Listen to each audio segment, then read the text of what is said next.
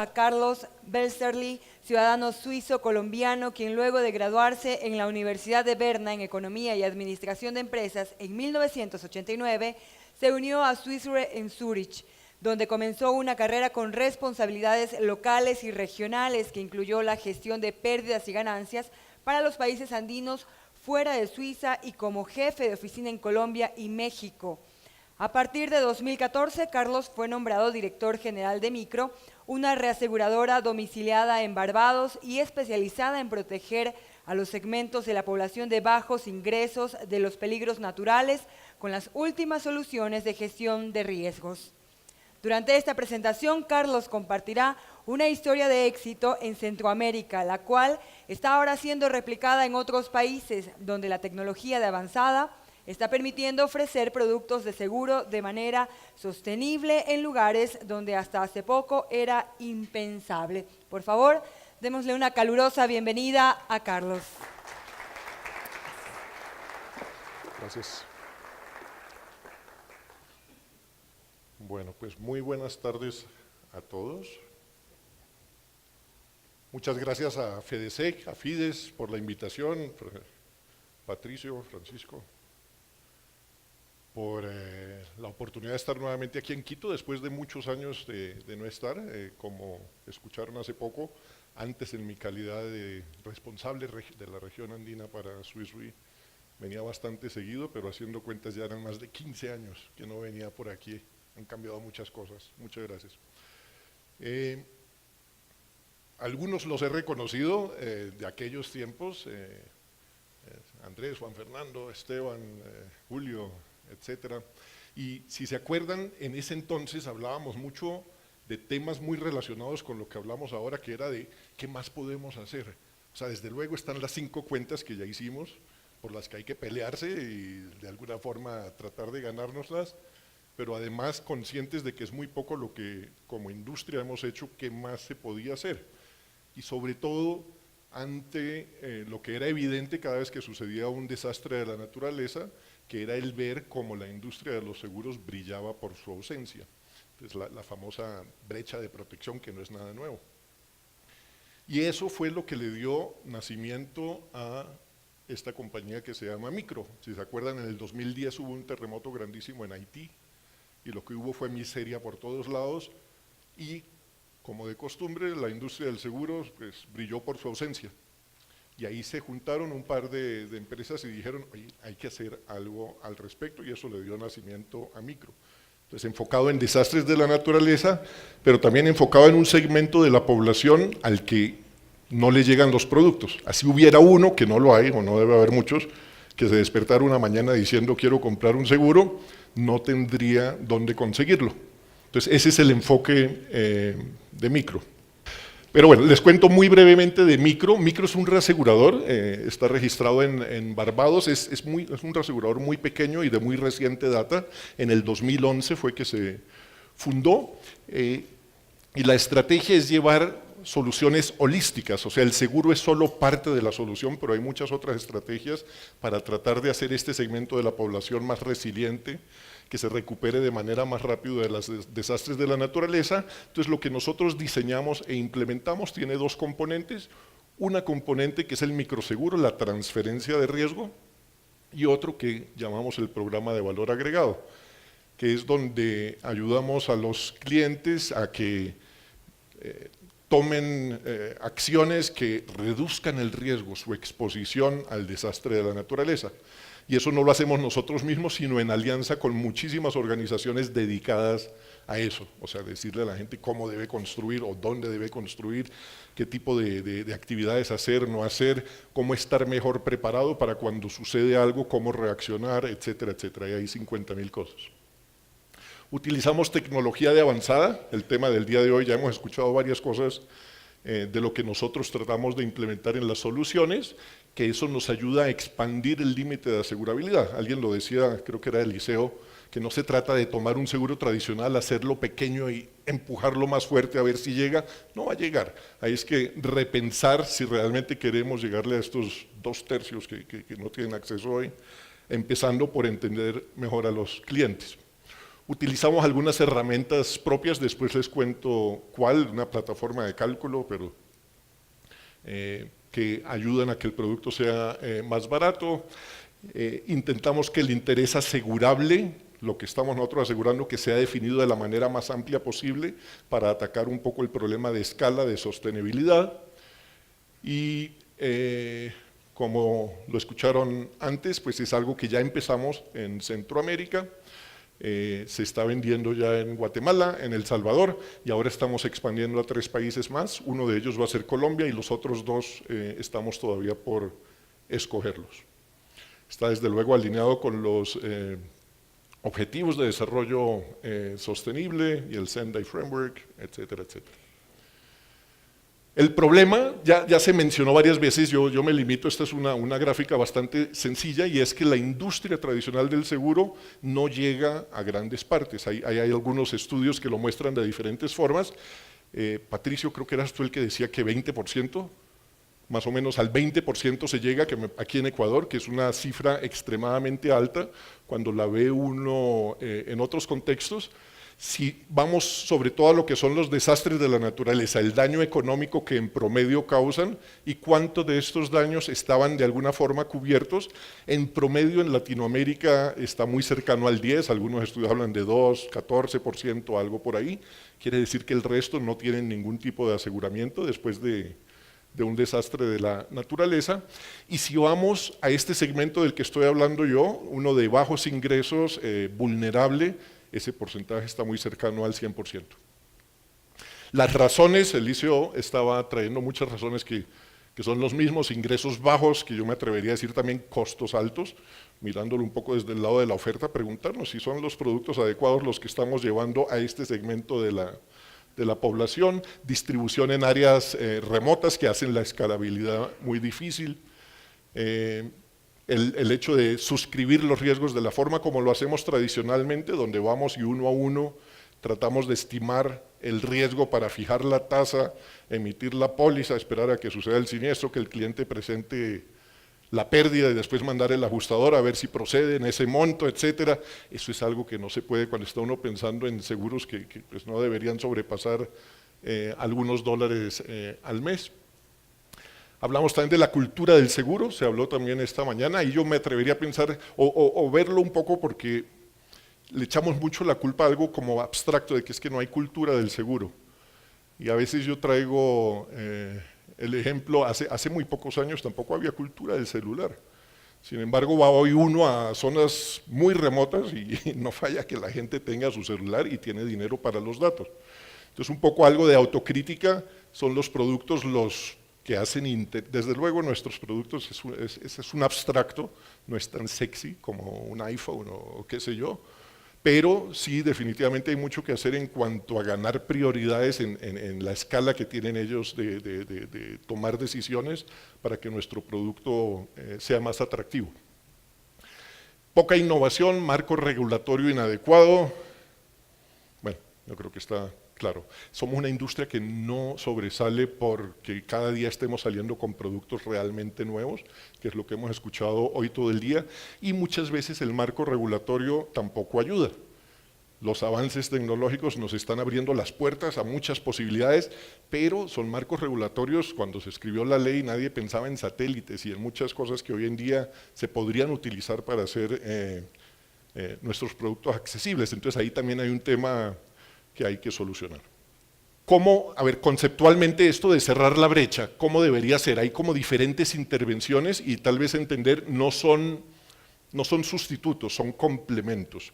Entonces, si tomamos aquí sobre la horizontal, hagamos de cuenta que es un evento, no importa si piensan en terremoto o en lluvia o en sequía o algún evento de la naturaleza, mano de Dios, hacia allá va la severidad, cada vez fue más fuerte. Y aquí el daño que ese evento causa. Entonces hay un momento donde empieza a causar daños, se ven en campo, hay ciertos daños, pueden ser materiales o inmateriales, daños directos o daños indirectos. Y estos pues van progresando en la medida que el evento sea más fuerte. Claro, ¿no? ¿Cómo hacemos para financiar esto? Porque al final estos son los daños que se causan, lo que perdí después de un evento. ¿cómo hago yo para financiarlo y recuperarme de ese evento? Entonces hay que tratar de cerrar esa brecha.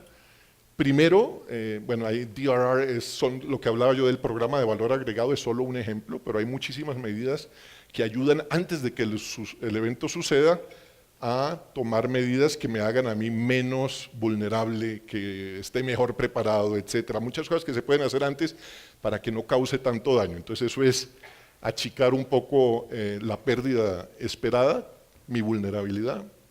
Y después en lo que queda hay que buscar mecanismos. Hay algunos que pueden ser de pooling, o sea, donde se forman comunidades y cada una con un aporte relativamente pequeño puede manejar cierto tipo de siniestros, tal vez adecuados sobre todo para siniestros de frecuencia, no necesariamente de severidad porque pueden sobrepasar las capacidades de la comunidad, pero para eventos de frecuencia se puede uno imaginar que una comunidad se organice.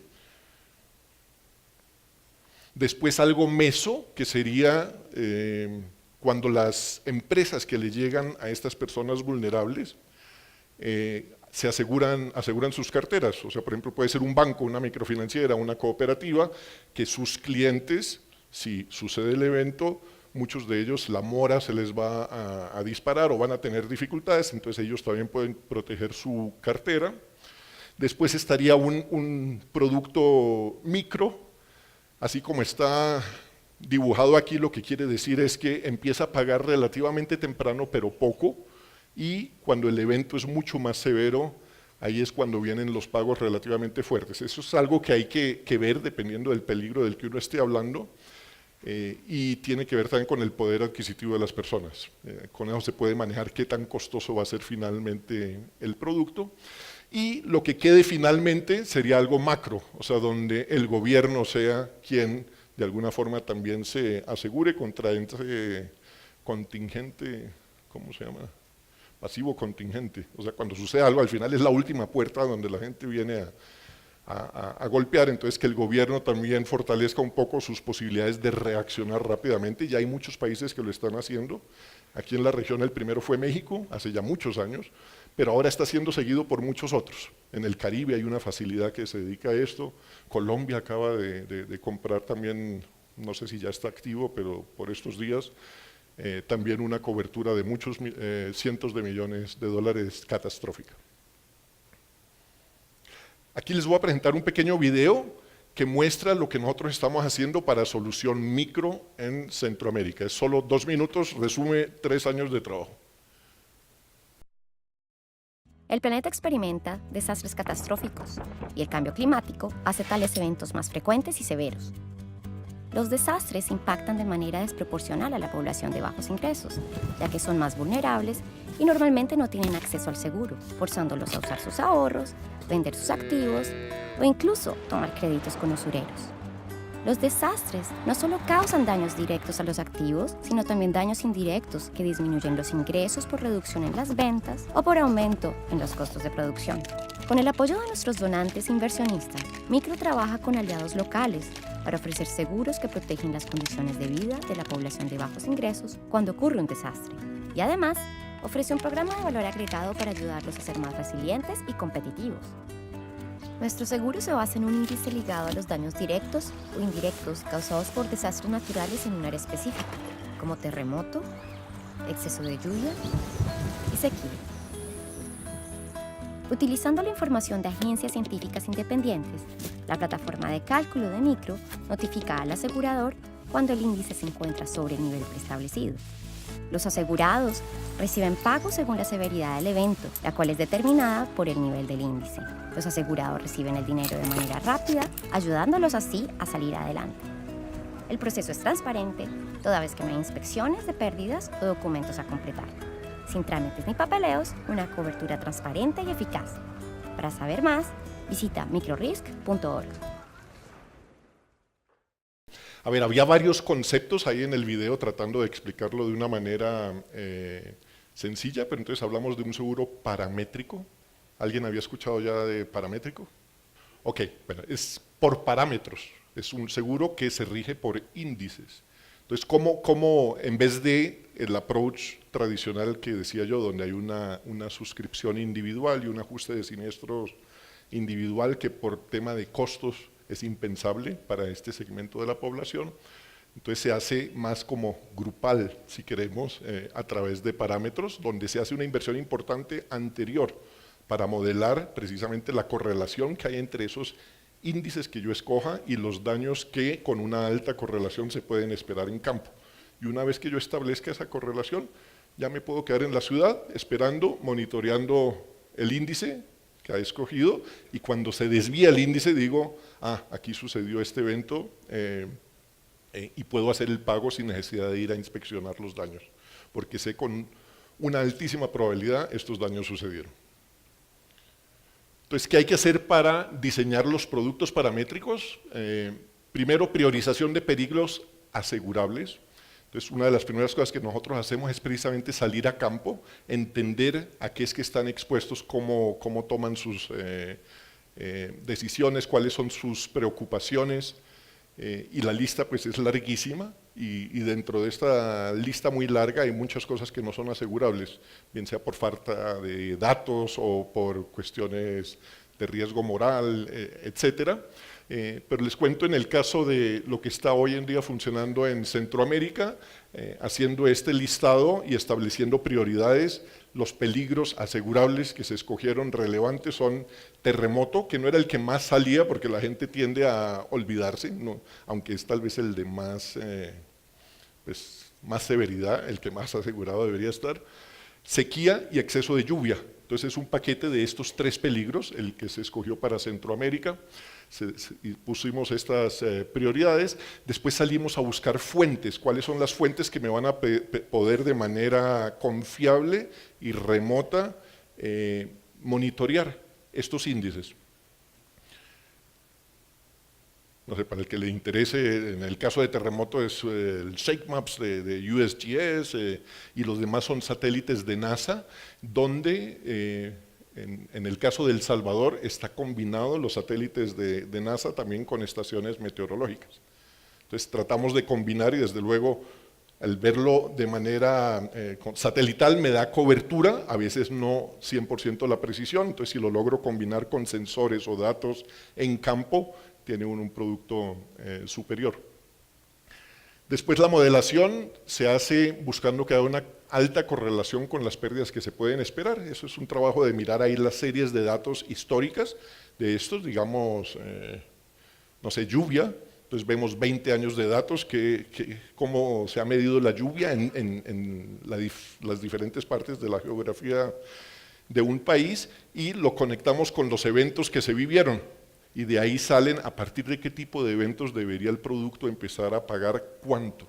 Entonces de ese estudio es de donde sale la curva esta de pagos que es muy relevante para el seguro, que es el paso número 4. O sea, una vez que entiendo yo la correlación entre mucha lluvia, qué daños causa, pues ahí es cuando empiezo a estructurar el producto, los umbrales, cuánto debe pagar a partir de cuánto y cuánto puede la persona pagar. Entonces, no sé, de pronto sale un producto que costaría 10%, pero la persona no puede pagar más que 5%, entonces hay que aplanar un poquito la curva, que sí pague, pero de pronto no todo lo que quisiéramos. Este es el proceso que acabo de explicar, pero entonces ahora de una manera por pasos. Entonces sucede un desastre de los asegurados, hay un monitoreo remoto a través de satélites o de las fuentes que se hayan escogidas, que tienen, por cierto, que ser también reconocidas por quien asuma el riesgo. Mayormente, si hablamos de riesgos catastróficos, el reasegurador tiene que sentirse cómodo, que no sean datos que son manipulables. Si es lluvia, que no sea de una fuente donde alguien va y le echa un baldado de agua, porque no debería ser. Y después, con estos datos que se monitorean de manera remota, hay una plataforma de cálculo, lo que les mencionaba antes, que lo que hace es extraer esos datos, los traduce, los compara con los términos de la póliza. Esto se hace para toda la geografía de una manera muy granular, cómo se sintió ese evento en cada lugar. Y si la plataforma de cálculo detecta que en algún lugar se llegó a los umbrales predefinidos, entonces la plataforma emite un reporte de siniestro para decirle a la compañía de seguros, oye, en tal ubicación hubo un evento de lluvia o terremoto o lo que fuera, y por la medición que se hizo hay que pagar 30% o hay que pagar 50%. Eso es lo que le dice el reporte a la compañía de seguros. La compañía de seguros recibe el reporte, identifica qué asegurados tenía yo en esa ubicación que me está diciendo la plataforma de cálculo, qué suma asegurada, y procede a hacer los pagos y el recobro, desde luego, del reasegurador. Al asegurado se le informa vía teléfono, con un mensaje se le dice: mira, nos dimos cuenta que sucedió tal cosa en tu cuenta de ahorros, o como se haya acordado el proceso de pago, vas a recibir tantos pesos, tantos dólares o lo que fuera. Si se dan cuenta, aquí es diferente el paramétrico del indemnizatorio, porque no necesitamos que el cliente presente una reclamación, sino más bien es toda esta infraestructura que se ha armado la que le informa al cliente: nos dimos cuenta que en tu lugar hubo un siniestro, y le llega el pago. Que son como diferentes momentos. Cuando hablábamos de educación financiera, a veces es difícil al inicio pretender que el cliente final entienda el producto, porque no deja de ser complicado. Pero lo bueno de esto es que el uso está garantizado, o sea, no dependo de que él lo haya entendido para que presente un reclamo, sino que le va a llegar lo que le corresponde. Si no lo había entendido bien, tal vez se va a preguntar: ¿y a mí por qué estoy recibiendo dinero? Y puede ser otro buen momento de aprendizaje, de explicar: ¿te acuerdas que te expliqué? No entendiste, pero ahora sí. Ok, aquí está, por ejemplo, para terremoto. Este es un shake map, se llama el producto, para lo que fue el terremoto del 16 de abril aquí en el Ecuador.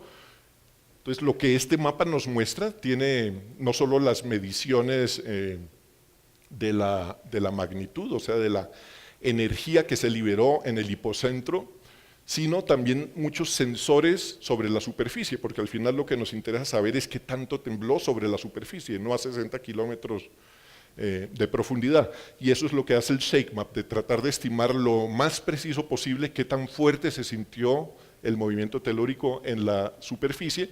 Esto, desde luego, es un mapa, pero lo que hay detrás son números que, pues, para mejor visibilidad se transforma a un mapa, y lo que hace el proceso es identificar las diferentes coloraciones, o sea, los números, qué tan altos fueron, y a cada una de esas le asigna un nivel de pagos. Ahí están todas las mediciones que se hicieron, muchas no habrían calificado, pero hay algunas que sí, y van a calificar para pagos de diferentes montos. ¿Más o menos claro? Es relativamente sencillo, no tan sencillo de explicar, pero… A ver, viendo cuáles son las ventajas, o sea, la obvia, lo he dicho ya en varias ocasiones. Una es la asequibilidad, pues el no tener que mandar a alguien, tanto para suscribirlo como para ajustar el siniestro, facilita mucho el tema de los costos, reduce el costos, pero también accesibilidad, porque con esta información remota puedo llegar hasta una esquina donde es que no tengo ni agencias ni nada a quien mandar.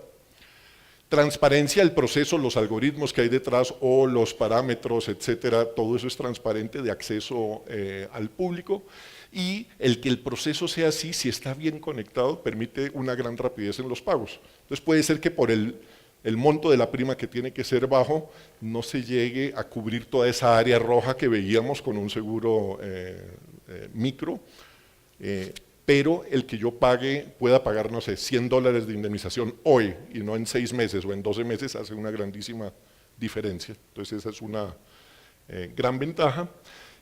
No todos son ventajas, también hay algunos desafíos. El mayor es el riesgo base. Como le estoy pagando, se hace lo más granular posible, pero igual le estoy pagando a todos los que caigan en esta cuadrícula, le pago lo mismo, el 30% o el 50%, aplicado a su suma asegurada individual, pero el mismo porcentaje, y puede que haya diferencias en la cuadrícula. Entonces es algo que hay que, con un buen diseño de índice y de umbrales, tratar de minimizar. El acceso de los datos, alguien lo mencionaba ahora, no en todos los lugares todavía se reconoce que estos datos deban ser de acceso al público. Muchas veces son entidades públicas y lo consideran, no sé si es secreto nacional o qué sé yo, entonces ahí hay a veces problemas. Y lo que mencionaba en cuanto a regulación, de que todo este principio de indemnizatorio, el interés asegurable, etcétera, da para ciertas conversaciones hasta que se da uno cuenta que los elementos clave para poderlo llamar primero un seguro, esto no es ir a Las Vegas a ver si ganó o no, porque hay un interés asegurable detrás, y el que reciba pago o no tampoco es Las Vegas, porque está altamente correlacionado con un evento al que yo estoy expuesto. Entonces hay que tener todo un diálogo para que esto se identifique de una manera clara. Entonces, los requisitos para poder armar un producto de estos, tiene que haber un interés asegurable. Yo tengo como aseguradora, tengo que poder demostrar que a quien le estoy extendiendo una póliza de estas tiene algo que asegurar, efectivamente que no sea un juego. Necesito poder identificar índices que sean, que registren de manera confiable el fenómeno que quiero asegurar. Ahí les doy un ejemplo, o sea, hablo de lluvia, hablo de sequía, para los que hay buenos indicadores, terremoto también hay muy buenos indicadores, si quisiera heladas, granizo, también hay buenos indicadores, pero uno de los temas que salió muy alto y para lo que no podemos todavía ofrecer una solución es, por ejemplo, deslaves, derrumbes. Cuando hay mucha lluvia, a veces la misma lluvia no causa tanto el daño, pero el que se desplome un cerro es el que puede ser catastrófico. Y eso es complicado, porque no tenemos historia, no sabemos cómo manejarlo, ahí faltan datos, no por acceso a ellos, sino porque no nos han capturado datos históricos que nos permitan modelar ese tipo de fenómenos. Y por último, tengo que poder establecer una altísima correlación entre esas desviaciones que veíamos del índice y daños para justificar el pago que le voy a hacer al cliente final. Lo que estamos haciendo nosotros en micro, en Centroamérica, como interés asegurable, no estamos asegurando el daño directo, no sé si se dieron cuenta del video, se habla del daño indirecto, o sea, como un lucro cesante. Eso lo que me permite reducir el riesgo base, porque entonces ya no es la casa si colapsó o no, sino más bien el hecho de que si yo produzco, el interés asegurable es la actividad productiva, entonces si yo estoy produciendo en una ubicación que se ve afectada por un evento severo de la naturaleza, otra vez terremoto o lluvia o sequía en el caso de Centroamérica, independientemente de si yo sufro daños directos o no, si mi casa se cae o no, si mi mercadería se moja o no, si mi cultivo se estropea o no, si ahí hubo un evento severo de la naturaleza, yo me voy a ver afectado en todo caso, así mi casa siga intacta y la mercadería esté seca. Simplemente porque no voy a tener la misma cantidad de clientes viniéndome a comprar mi mercadería, o los insumos que necesito van a subir de precio, o llevar el producto a mercado ahora me va a costar más, entonces me afecta mi bolsillo, y ese es el interés asegurable. Lo bonito de definir así el interés asegurable también es que me permite llegar a cualquier tipo de actividad productiva. Entonces no solo a los que se dedican a la agricultura, sino al comerciante o al que ofrezca algún tipo de servicios. Y pues vamos al tema de escala, de cómo hacerlo sostenible.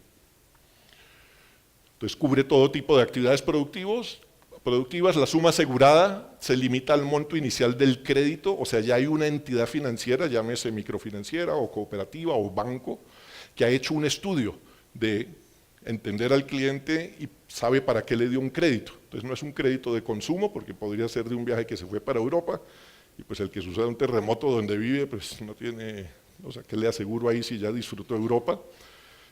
Pero sí, mientras esté catalogado como actividad productiva, entonces hay un estudio ahí que da claridad sobre la existencia de este interés asegurable.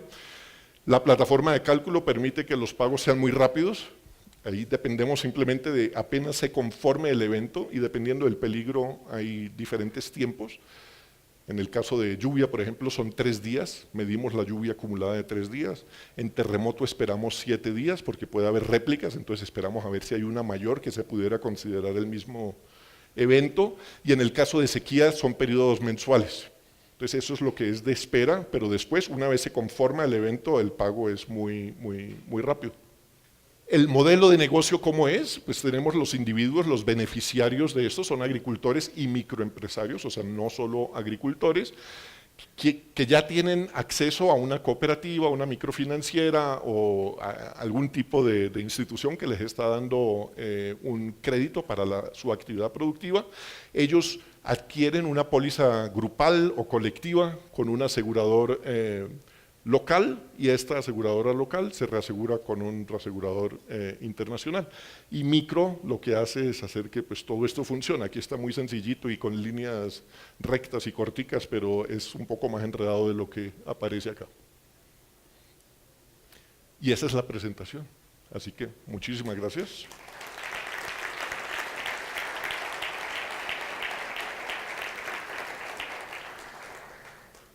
Muchísimo su participación a este gran conferencista. No sé si tenemos alguna inquietud. Y aprovechamos unos minutitos para preguntas. Sí, por acá tenemos una consulta.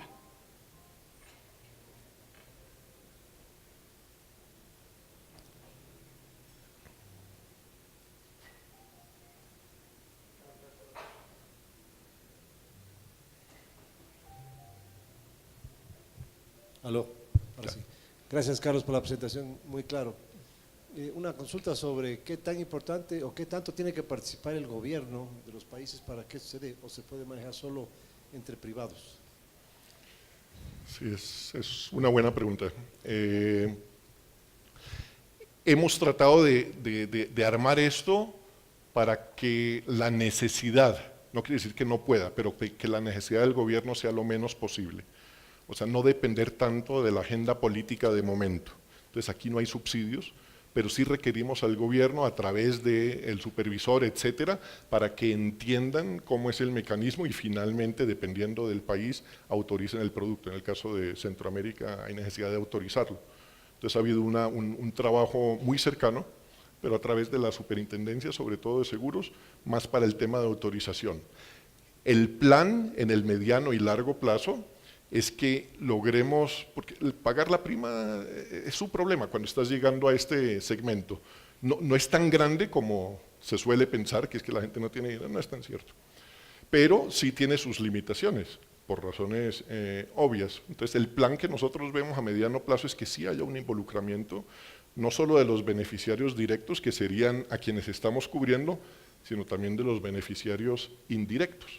Por ejemplo, el banco, la microfinanciera, la cooperativa, que se den cuenta que su perfil de riesgo se mejora, porque ellos, hay un par de riesgos que se quitaron de encima, entonces que ayuden un poco con el pago de la prima o aumentar la cobertura, pero también el gobierno, apenas vean, aquí hay una forma inteligente de hacerle llegar dinero a personas que han entendido y están empezando a tomar las cosas en sus manos, o donantes. No vengan solo después de que suceda la catástrofe y ayuden este tipo de esquemas. Entonces tratamos de que sea lo menos posible para que no dependa de eso y que viene el próximo presidente y todo se va al trasto, pero desde luego la puerta está abierta porque hay alineamiento de intereses. Tenemos otra inquietud por acá. Gracias, Carlos, por la presentación. Hola. Y enhorabuena por el impacto que estáis generando, tanto el impacto social como la innovación en la industria. Quería preguntarte, en este modelo de negocio, ¿quién empuja el producto? ¿Cómo se distribuye? ¿Son esos agregadores principales de los que hablabas? Y en ese caso, ¿cómo es la interacción y cómo te aseguras que realmente lo empujan hacia el mercado? Y dos, ¿cómo consigues luego cobrarlo, cada una de las primas? ¿Cómo consigo qué? Cobrar. Cobrarlo. Ok, en cuanto al primero, ¿quién empuja? Ese es un grandísimo tema. Pero tiene mucho que ver con la selección de estos socios locales, o sea, desde el inicio de sentarnos y ver que estemos alineados en cuanto a intereses, que le estemos solucionando un problema también a ellos. Y en la medida que logremos solucionar un problema a ellos o les ayudemos a hacer más o mejor negocio, el empuje deja de ser tanto un problema. Que se puede dar, por ejemplo, en el producto. Aquí estaba hablando de créditos productivos que deberían estar interesados a tenerlos en cierta medida protegidos, pero podría ser un producto que cubra ahorro. Entonces, una fuente interesante de financiamiento para los bancos, por lo que es más barata que conseguir financiamiento no sé dónde, serían los ahorros. Entonces, podría imaginarse uno un producto que ellos mismos promueven, no tanto por la cobertura, sino por que aumenta la lealtad de sus clientes o aumenta el nivel de ahorros. Entonces el problema de empuje cesa en la medida que uno muy tempranamente diseñe un producto que realmente le solucione problemas a ellos En la práctica lo que hacemos es tener este tipo de charlas y ver en qué medida eso es factible, pero después también muy rápido firmar un contrato, si quieres, donde realmente nos comprometemos a ciertas metas y dentro de esas metas también iría algo de proyección de ventas. Eso por ahí y lo que es el cobro lo tratamos de sincronizar con la vida del crédito. Entonces, cuando hay un desembolso, que sean esos los momentos donde se está cobrando la prima. Agradecemos nuevamente a Carlos por compartir su conocimiento con nosotros. Gracias.